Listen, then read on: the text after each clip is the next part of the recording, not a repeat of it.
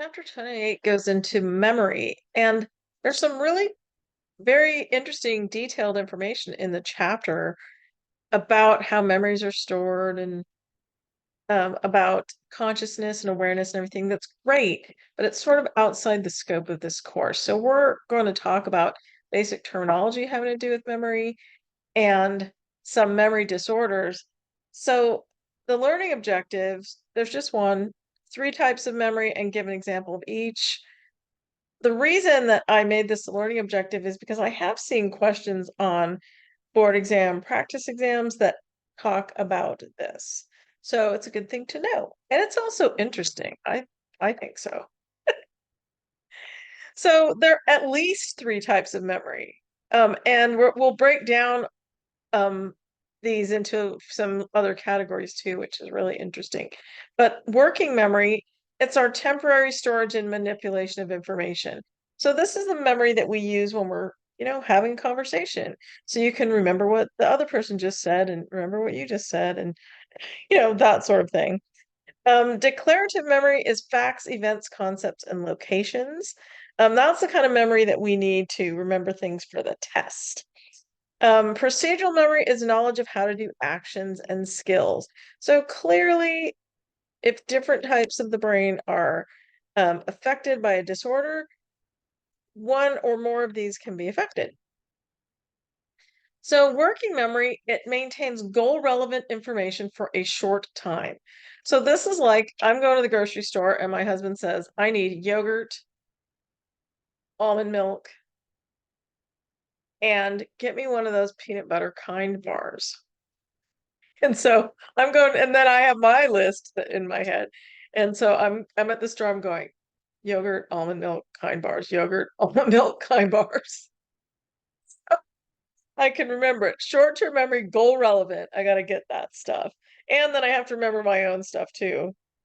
It's better to write it down if you really want to not forget anything, but working memory, that's our short-term goal relevant thing. Um, Working memory is essential for language because, like I said, you have to remember what you just said and what the other person just said, and then answer that. Problem solving, obviously, you have to have some things that you're figuring things out, you're assessing things. It's really important in a clinical setting. You are looking at how the patient's doing, you're measuring things, you're making assessments, and you're problem solving around that. For mental navigation and for reasoning. So working memory is a very important area of memory. It's also important for complex mental multitasking. That I guess probably going to the grocery store and trying to remember two separate lists without writing anything down is a complex mental multitasking task. And it is central to cognition. So we can't do without working memory. We're not going to store stuff in it forever. Eventually, hopefully, we'll encode it into long-term memory. But the prefrontal cortex and the temporoparietal association cortex help to maintain, manipulate, and update information in working memory. So that's where it's located in our brain. So if we have any kind of damage for whatever reason to that area of the brain, we're going to have trouble with working memory. So declarative memory refers to recollections that can be easily verbalized. Like you can say, the prefrontal cortex and the temporoparietal cortex are the area that of the brain that handle working memory. That's declarative memory right there. Remembering that. It's also called conscious or explicit memory. It requires attention during recall and it has three stages. So encoding the information processes the information into a memory representation in your brain. This is what takes a couple days after you first hear it. And that's why I always say that spaced retrieval is important. Um, Listen to the lectures, read the book, and then set it down for a couple days, do something else, and then come back to it in a couple days so you can consolidate and stabilize those memories. So then when you take the test, you can retrieve them. So those are those three stages: encoding, consolidation, and retrieval. And encoding takes a little bit of time. Then you have to repeat for consolidation to stabilize the memory, and then you're able to retrieve it. So declarative memory is school memory, if you want to think of it that way, or exam memory, if you want to think of it that way. Um, there are at least two subtypes of declarative memory. One of them is episodic memory, and this is a collection of specific personal events, including who was present, where, why, and when each took place. So that's the sort of thing like you're talking to your sister and you say, remember that one time when we went to grandma's house and we were playing in the backyard? You remember personal events, things that are relevant to you, events that you were present for. Semantic memory comprises acquired common knowledge, not based on personal experience. So that is school memory. So we could say the prefrontal cortex and the temporoparietal cortex deal with working memory, but I don't know that from personal experience. I know that from book learning. So semantic memory is book learning or lecture learning. So that's school memory again, that type of declarative memory. So obviously episodic memory is important and semantic memory is also important. So if you have a declarative memory failure, it's called amnesia. So it's the loss of declarative memory. So one of those stages is missing. So either encoding, consolidation, or retrieval. So there's either it didn't get encoded, didn't get consolidated, or you're unable to retrieve it for whatever reason.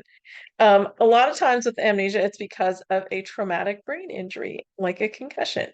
Retrograde amnesia is loss of memories that occurred before the trauma or disease that caused the condition.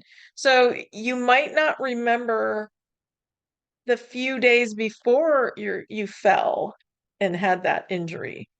Anterograde amnesia is the loss of memory for the events following the event that caused the amnesia. So not only do you not remember, so retrograde amnesia, you don't remember what happened the few days before. Anterograde amnesia, you don't remember things as they're happening after your injury. So pretty interesting. You can even have a pretty minor head injury, concussion type thing, and have retrograde and anterograde amnesia. Not to say that you're not going to get those memories back, because you might. Procedural memory refers to the recall of skills and habits. It's also called skill memory, habit memory, non-conscious memory, or implicit memory. It includes perceptual and cognitive skill learning. Perceptual skills include object, pattern, and face recognition. So procedural memory is like you see a patient in the clinic and then you don't see him again until 3 weeks later. You look at their chart and you're like, oh gosh, do I remember what this person looks like? Because I got to go out in the lobby and get them right now. So that face recognition, that's procedural memory. Practice is required to store procedural memories. So it's also for learning motor skills. And there are three learning stages for learning motor skills: cognitive, associative, and automatic. So cognitive is where you're working it out intellectually. How do you do this skill? Associative is where you're associating the cognitive part with the physical performance of the motor skill. And then automatic is when you've learned it, so then the motion becomes automatic. So when you think about like learning how to write when you're a little kid, in the cognitive stage, you have to think about what each letter is shaped like, how you hold the pencil, that sort of thing. And then you associate that with the motor skills that you need to do the task. But then once you've learned it, it becomes automatic. And you don't like when you're writing, you don't think, let's see what's A shaped like, what's B shaped like. You don't, because it's become automatic. You're out of that cognitive and associative stage, you're in the automatic stage. So hopefully that makes sense. And we'll talk about disorders of procedural memory. So dementia is a memory disorder, and there are lots of different things that cause dementia. It generally occurs later in life, and just all of the causes of dementia are characterized by generalized mental deterioration with disorientation, impaired memory, impaired judgment, and impaired intellect. In the textbook, there is a really cool um, image of positron emission imaging, and there's a normal brain versus an Alzheimer's brain. And the normal brain, well, in a positron emission image, the parts that are red and yellow on the image are areas of neurons that are active. And then the blue and purple areas are areas that where the neurons aren't active. Well, in the normal brain, the whole brain's lit up. There's stuff going on all over the brain. In the Alzheimer's brain, there are only a few tiny areas lit up. So parts of your brain aren't working in Alzheimer's disease. And Alzheimer's disease, they don't really know the true cause. There have been tons of things proposed as causes, but nothing's been definitively proven to be a cause for Alzheimer's. Um, it is there are different areas of the brain not working. You have sort of progressive losses, so it's sort of an insidious onset. Diffuse Lewy body disease. These Lewy bodies are these bodies that can be detected on imaging, show up in your brain, and with Lewy body disease, Lewy body dementia, it's sort of like Parkinson's plus Alzheimer's. So you have the memory stuff with Alzheimer's, plus you have motor disorders like Parkinson's. So kind of the worst of both worlds. And I have worked with a few people with Lewy body dementia. Parkinson's dementia is usually later in life for people that have Parkinson's, and it can be due to long-term use of certain medications, and it can be just side effects from the disease itself. Chronic traumatic encephalopathy, that kind of the name kind of tells you what it is. So you have some kind of brain trauma, and it creates this chronic condition of impaired memory, impaired judgment, impaired intellect. Multiple infarcts in the cerebral hemispheres result in focal neurological signs in addition to deterioration in intellectual function. So each time you get an infarct where some cells are deprived of oxygen and they die, you're losing something. And if you have multiple ones, eventually you're going to deteriorate. Your intellectual function is going to deteriorate. So Alzheimer's, it causes progressive mental deterioration consisting of memory loss, confusion, and disorientation. And typically the symptoms become apparent after age 60. There is such a thing as early onset Alzheimer's, and just a little bit earlier than age 60. Death typically follows by 5 to 10 years. It's a pretty grim picture right there. People with Alzheimer's become lost easily, like they lose their direction, due to motion blindness. And motion blindness means they can't really attend to motion. They can see it. They still have their vision, but they can't attend to it. So years ago, I worked with this OT that really kind of specialized in the cognitive part of occupational therapy. And I learned so much from her about what people with dementia can and can't do based on their cognitive level. It was fascinating. But people below a certain cognitive level, and there are ways to measure it, um, can't attend to things, below their vision, and they can see it, but they can't attend to it. They're not aware of it. So it's really fascinating stuff. Another difficulty that is experienced by almost 40% of people with Alzheimer's disease is uncontrollable emotional outbursts. So that could be any emotion. It could be like fear, sadness, anger, etc. So uncontrollable emotional outbursts. The kind of term for that, blanket term for that, is emotional lability, where your emotions can change pretty dramatically. So you're in one emotional state and then flip a switch, you're in another emotional state. Initially, Alzheimer's presents with signs of forgetfulness, progressing to an inability to recall words, and finally failure to produce and comprehend language.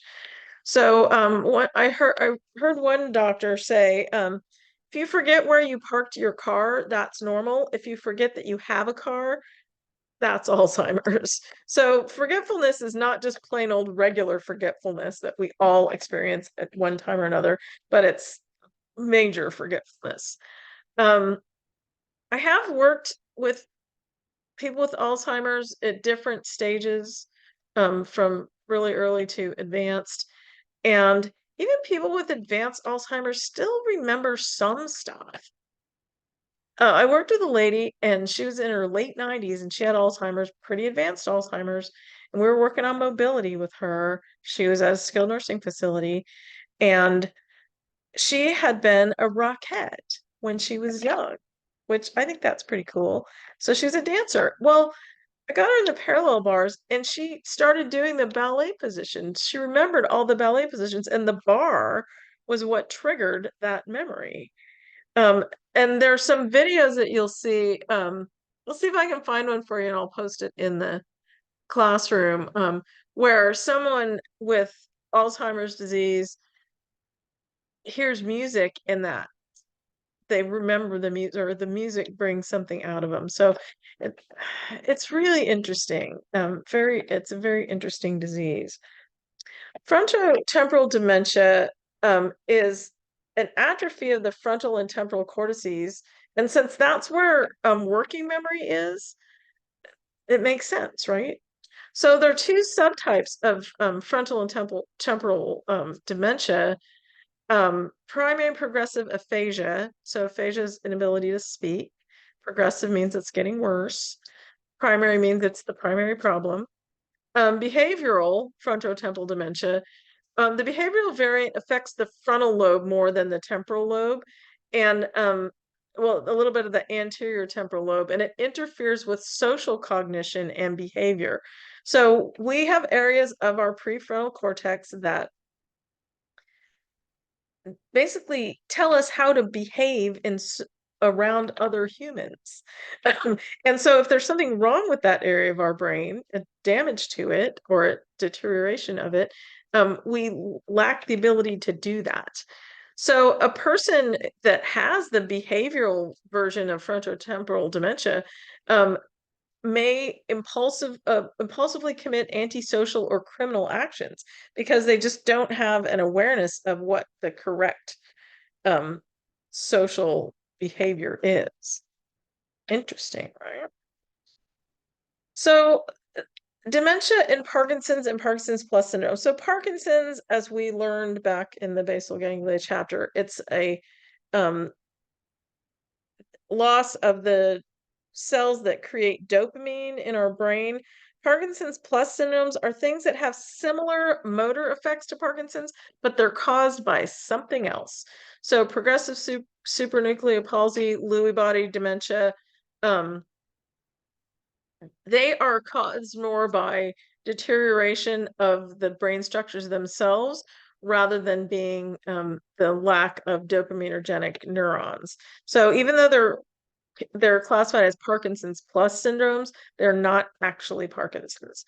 So Parkinson's dementia primarily affects goal-directed behavior and creates hallucinations and delusions.